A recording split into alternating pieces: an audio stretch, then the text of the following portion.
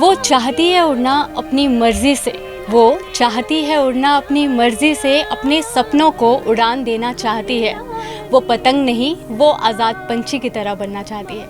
ये लाइंस मैं डेडिकेट करूँगी अपनी आज की गेस्ट को, क्योंकि ये एक ऐसी शख्सियत है जिनकी आवाज़ ही उनकी पहचान है। ये शख्सियत हर किसी के दिल में बसती है।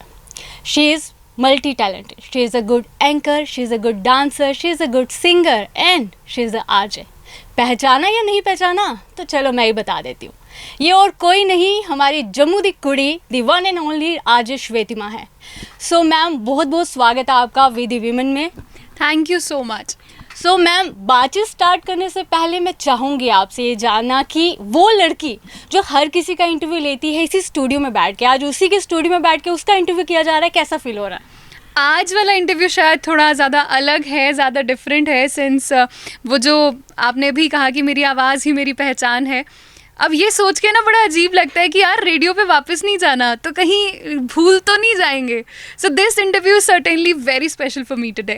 ओके, सो मैम बात करेंगे आपकी लाइफ जर्नी की अगर, तो वो छोटी सी नन्ही सी प्यारी सी लड़की जिन्होंने अपने आंखों में हज़ार सपने देखे, उन सपनों को उड़ान भी दी, वो इंजीनियरिंग से आरजे का जो सफ़र था वो कैसे रहा? आई थिंक मेरे लिए ना लाइफ हमेशा रोलर कोस्टर राइड रही है। एंड जैसे आपने कहा ना, छोटी सी लड़की जिसने हज़ारों सपने देखे थे, I think it all starts from there. जब भी कोई बच्ची ड्रीम देखती है ना, वो सबसे पहले अपने घर पे या मॉम से या डैड से शेयर करती है। तो मैं हमेशा पापा को बताती थी कि पापा आज मैंने ऐसा सपना देखा, और वो हमेशा ना मेरे सपनों को पंख लगाते थे। वो हमेशा मुझे बूस्ट करते थे कि तू ये कर सकती है। जब स्कूल में कॉम्पिटिशन्स होते थे और मैं नर्वस होती थी, वो मुझे कहते यार कोई चक्कर नहीं, क्या होगा, प्राइज़ नहीं आएगा ना, कोई बात नहीं। And that somewhere instilled confidence in me कि यार मेरे को स्टेज पे जाना है परफॉर्म करने के लिए, ये नहीं है कि मुझे जीतना है। वो जीतने की भावना उन्होंने मेरे कभी अंदर डाली नहीं, और शायद इस वजह से मेरे को ना कभी किसी से ना कॉम्प्लेक्स हुआ, ना कहीं कंपटीशन वाला वो आया कि यार मेरे को किसी से कम्पीट करना है।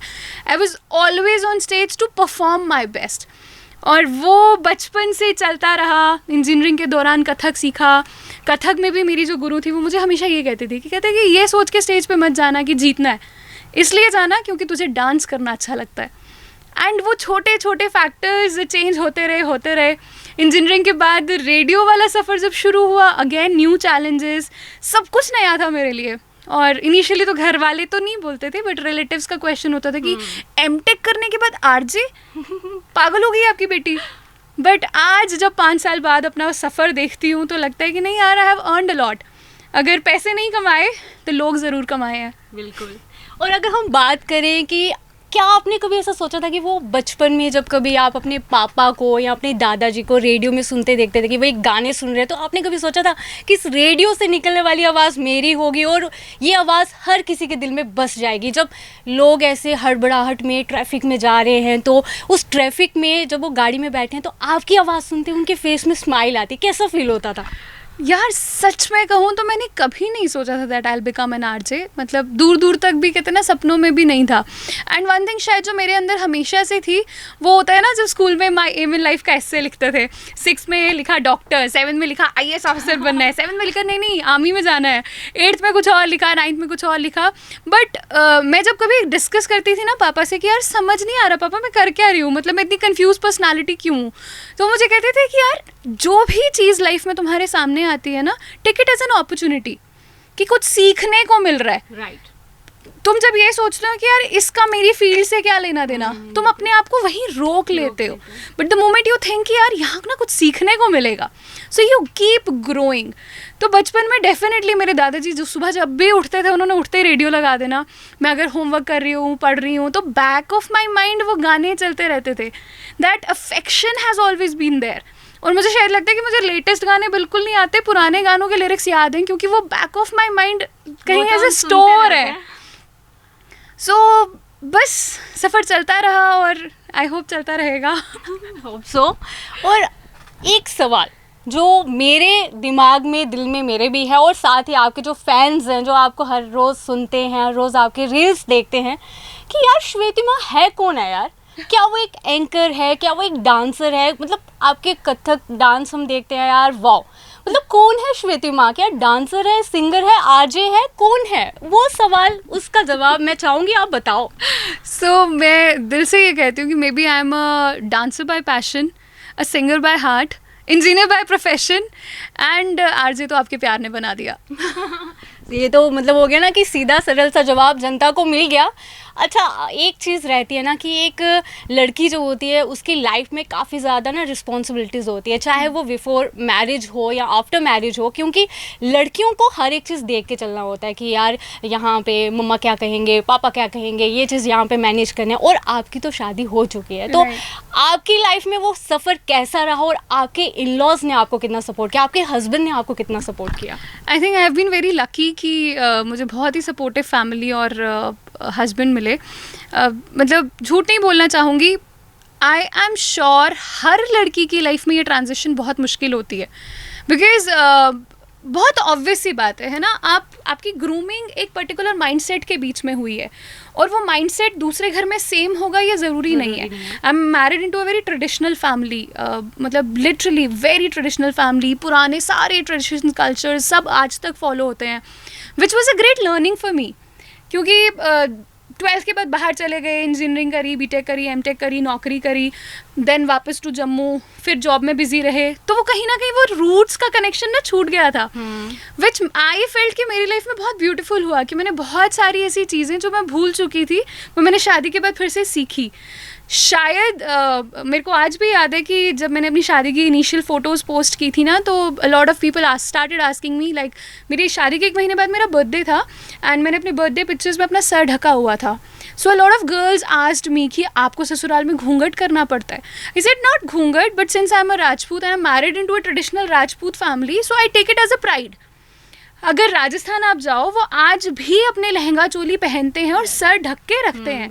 So it's like even if you are becoming modern, you are respecting the traditions that has been followed. ये बात आपने सीरियसली बहुत अच्छी कही, क्योंकि हमारे आज के टाइम पे अगर हम देखें ना तो लड़कियां वेस्टर्न कल्चर के साथ भागती ही जा रही हैं। वो लोग सोचते हैं कि यार अगर हमने ऐसा किया ना तो क्या लोग क्या कहेंगे, बट ऐसा नहीं होता है। और सबसे इम्पॉर्टेंट यार, अगर हम फॉलो नहीं करेंगे तो क्या वो ट्रेडिशंस खत्म नहीं हो जाएंगे?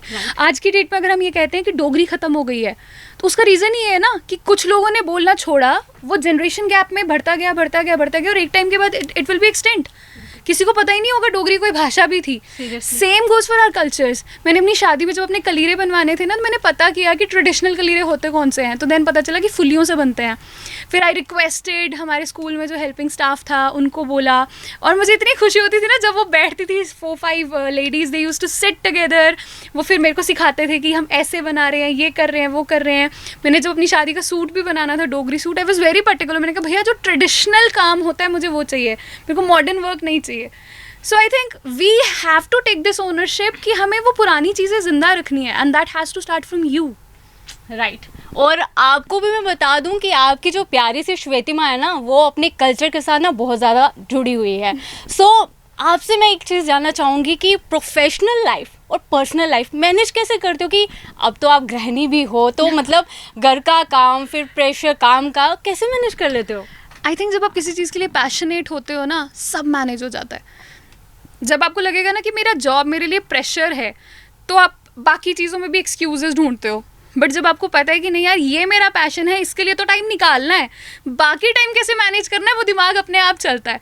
सो I think a lot of girls specially जो ये कहती हैं कि हमारे पेरेंट्स हमें अलाउ नहीं करते, या जो ये कहते हैं कि हमारे इन लॉज हमें काम पे बाहर नहीं जाने देते, I think you have to earn their trust first. आपको पहले अपने काम से खुद को साबित करना पड़ेगा, और जब आप वो खुद को साबित करते हो ना, आपका अपना कॉन्फिडेंस बढ़ जाता है कि नहीं यार मैं कर सकती हूँ।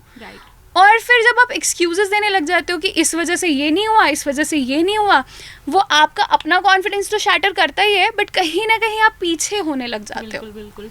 अब थोड़ा सा ब्रेक लेते हैं। ब्रेक इस चीज़ का लेंगे कि इतनी सी प्यारी सुंदर सी लड़की हमारे पास बैठी है और उसकी आवाज़ तो इतनी प्यारी है, तो गाना तो बनता ही है ना। सो आपसे आपकी आवाज़ में प्यारा सा गाना सुनेंगे। हिंदी या Dogri? I think Dogri. Okay. So I love this song because मैं मतलब डोगरी गाने मैंने जितने सीखे हैं दादी से सीखे हैं। I am not a trained singer, I just love to sing. तू मल्ला तू लोक पन्नन ठिकरिया बदाम पन्ने तू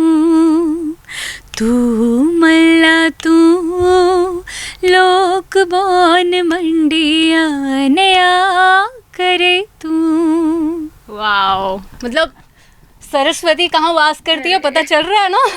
सो मैम, आपकी आवाज़ तो बहुत प्यारी है। और अब हम आपसे एक सवाल पूछेंगे। सवाल ये है कि जो आपने 2 दिन पहले शौक दिया सबको, मतलब सब लोगों को लग रहा है कि यार श्वेतिमा मिर्ची एफएम छोड़ के जा रही है। मतलब सबको एक परेशानी सी होगी कि अब हम आवाज़ सुनेंगे तो कब सुनेंगे, कैसे सुनेंगे, सुनने को मिलेगी यानी 1000 सवाल। और आई थिंक आपके पास भी 1000 मैसेजेस आए होंगे, तो आपने रिएक्ट कैसे किया? और एक और चीज़ कि क्या वापस से वो आवाज़ सुनने को मिलेगी? मुझे लगता है बाहर रिएक्शन देने से पहले ना खुद में वो रिएक्शन को एब्जॉर्ब करना बहुत मुश्किल होता है। So I got promoted as the programming head for Jammu. Content leader की पोस्ट मुझे मिली, पूरा जम्मू स्टेशन हैंडल करने की जिम्मेदारी मिली। और मैंने कोशिश की कि मैं आज मॉर्निंग का शो भी करती रहूँ और वो पोजीशन भी हैंडल करूँ, क्योंकि उस पोजीशन के अंडर मेरे को मेरे जो बाकी आरजेस हैं उनको मैनेज करना, क्या स्क्रिप्टिंग हो रही है, क्या हो रहा है स्टेशन लेवल पे, हम क्या क्या कर रहे हैं, वो सब उस प्रोफाइल के अंडर आता है। तो मैंने 1 साल बड़ी कोशिश की कि मैं बैलेंस करूँ, मैनेज करूँ, बट एक टाइम के बाद ना आपकी हेल्थ जवाब दे जाती है। एंड लाइक यू सेड कि ऑब्वियसली प्रोफेशनल पर्सनल लाइफ भी बैलेंस करनी है, फैमिली को भी टाइम देना है। ये तो है नहीं कि बस सिर्फ नौकरी करो बाकी सब छोड़ दो, रिश्तेदारियाँ भी देखनी है, सब कुछ निभाना है। सो आफ्टर एन ईयर मुझे 1 साल लगा उस चीज़ को डाइजेस्ट करने में और ख़ुद को मेंटली प्रिपेयर करने में कि मुझे आरजिंग से पीछे आना पड़ेगा। मेरे पास एक चॉइस थी कि या तो मैं आरजिंग कंटिन्यू करती या मैं अपग्रेडेड रोल एक्सेप्ट करती। तो मुझे ये फील हुआ कि एक टाइम के बाद जब तक आप कोई जगह खाली नहीं करोगे वहाँ नई जगह कोई आ नहीं सकता। अब अगर है ना कहीं रेत भी अगर हम छांटते हैं तो पानी आता है, फिर उसको कोई और कवर करता है तो फिर छांटो फिर पानी आता है। सो वो बहाव चलते रहना चाहिए। So that made me take this hard call कि ठीक है, it's time that I step back and let others, जो जम्मू का बाकी टैलेंटेड लोग हैं उनको मौका मिलना चाहिए। और जब तक मैं छोड़ती नहीं, ऑब्वियसली कोई आ नहीं सकता था। सेकेंड ये था कि आज के टाइम में फिजिकल हेल्थ आप इग्नोर कर भी लो, मेंटल हेल्थ मत इग्नोर करना। हम आज भी इस चीज़ को एक फोबिया समझते हैं व्हेन समबडी टॉक्स अबाउट कि यार मैं ना ठीक फील नहीं कर रही। अब वो ठीक फील करना नहीं करना उस चीज़ पे हम बात नहीं करते। So it was approx 4-5 months where I was actually feeling कि मुझे ना ऐसे घुटन है किसी चीज़ की, और वो घुटन बस इस चीज़ की थी कि मैं अपने दोनों रोल जस्टिफाई नहीं कर रही। ऑब्वियसली जब आप एक चीज़ पे इनपुट ज़्यादा डालोगे दूसरे पे नहीं डाल पाओगे, या दूसरे पे डालोगे तो पहले पे नहीं डाल पाओगे, तो वो जस्टिफिकेशन नहीं हो रही थी। So yes, that is why I took this hard call. और दूसरा आपने जो सवाल किया कि क्या मैं वापस आऊँगी, वो वक्त डिसाइड करेगा। सो सोशल मीडिया में तो आप उनके साथ बने ही रहोगे ना? हाँ, एंड सबसे बड़ी बात भाई, मैं मिर्ची नहीं छोड़ रही, आई एम हेयर इन मिर्ची ओनली। और ये भी नहीं है, मतलब आई हैव फुल चॉइस कि कभी कोई आरजे शो कर रहा है तो मैं कभी भी आके आपके साथ बात कर सकती हूँ, गपशप मार सकती हूँ। बट आई थिंक हर चीज़ जो वक्त के साथ होती है वो अच्छी होती है। So will take time to absorb this change. So tension की बात नहीं है, कहीं नहीं जा रही आपकी श्वेतिमा, यहीं पे है। और जब भी मन करेगा आपको उनकी आवाज़ सुनने का मौका मिलेगा। सो एक जाते जाते, क्योंकि ये बातचीत जितनी बढ़ती जाएगी उतनी चलती ही जाएगी, क्योंकि बातें 1000 हैं पर वक्त थोड़ा कम है, आपको भी अपना काम करना है। सो मैं चाहूँगी कि आप हमारी जो जम्मू कश्मीर की जो कन्याएं हैं, स्पेशली हमारी उधमपुर की कन्याएं हैं, क्योंकि जिस समय आपने स्टार्ट किया उस समय इतना हमारा जम्मू ग्रो नहीं कर पाया था, और आज के टाइम पे हम देखते हैं कि काफ़ी ज़्यादा ग्रोथ हो चुकी है। सो क्या कहेंगे आप उन लड़कियों को जो अपने सपनों, मतलब सपने तो 1000 देखती हैं पर उनको रहता है यार डिमोटिवेशन हो रही है, खासकर हमारे रिश्तेदार। सो क्या कहोगे उन्हें? सबसे इम्पोर्टेंट है खुद पे विश्वास करना। लाइक मैंने बीच में भी जिक्र किया कि हम लोगों के साथ क्या होता है, हम लोग ना, हमें कोई इतना सा पोक करता है तो हम उसी थॉट में घूमते रह जाते हैं कि यार इसने तो मेरी ये कमी निकाल दी। बट जब आप फोकस्ड होते हो ना कि आपको करना क्या है एग्जैक्टली, तो धीरे धीरे धीरे जब आप वो करते जाते हो, आप फैमिली का भी ट्रस्ट जीतते हो, और जब फैमिली का ट्रस्ट आ जाता है फिर कॉन्फिडेंस और बढ़ जाता है। बस खुद पे भरोसा करो, क्योंकि अगर सपना आपने देखा है तो पूरा करने की जिम्मेदारी किसकी? ऑब्वियसली आपकी। सो मैम, जाते जाते एक सॉन्ग जो आपके दिल के काफ़ी करीब है। हाँ,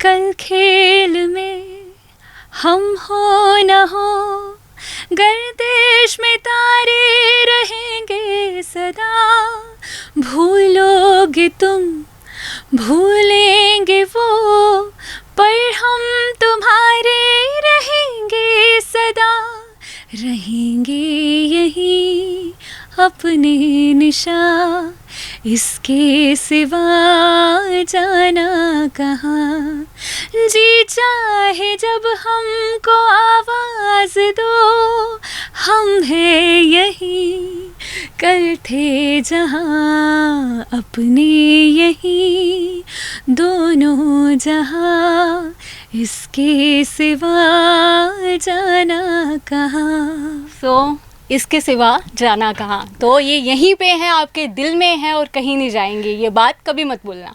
सो मैम बहुत बहुत शुक्रिया हमारे साथ बातचीत करने के लिए, आपसे बात करके हमें बहुत अच्छा लगा और सच में आप हमारी जम्मू कश्मीर की, हमारी उधमपुर की लड़कियों को काफ़ी इंस्पायर करते हैं। थैंक यू सो मच, और मुझे बड़ी खुशी हुई कि यार ये भी उधमपुर से है। सो आपने देखा कि आज हम वीदी विमेन के एपिसोड में बातचीत की हमने आज श्वेतिमा से। अभी के लिए इतना ही, मुझे दीजिए इजाज़त।